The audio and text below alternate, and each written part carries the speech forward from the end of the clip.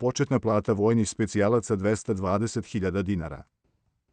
Subota, 29. jun 2024. godine u 10:54.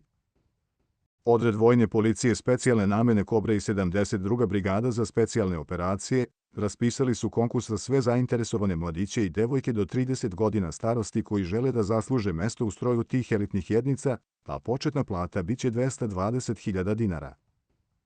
Ministarstvo odbrane saopštilo je da će početna plata vojnih specijalaca koji uspešno savladaju selektivnu obuku iznositi 220.000 dinara.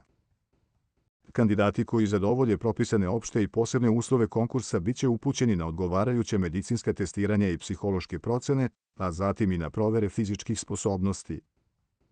Nakon ispunjavanja rigoroznih zdravstvenih, psiholoških i bezbednosnih kriterijuma, kandidati će biti upućeni na selektivnu obuku, koja se sastoji iz više eliminacionih faza.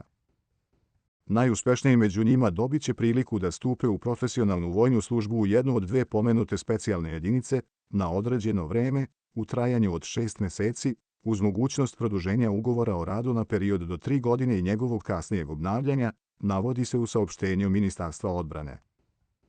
Napominje se da se na konkurse mogu prijaviti i kandidati koji nisu završili vojnu obuku sa oružjem, s tim što će pre upućivanja na selektivnu obuku morati uspešno da savladaju osnovnu vojnu obuku.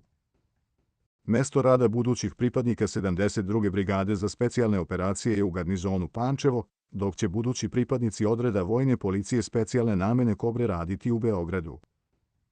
Dinamična i izazovna obuka, usavršavanje i rad sa najsavremenijom opremom i naoružanjem budućnost su onih koji stanu u stroj ovih elitnih sastava Vojske Srbije, ističe se u saopštenju.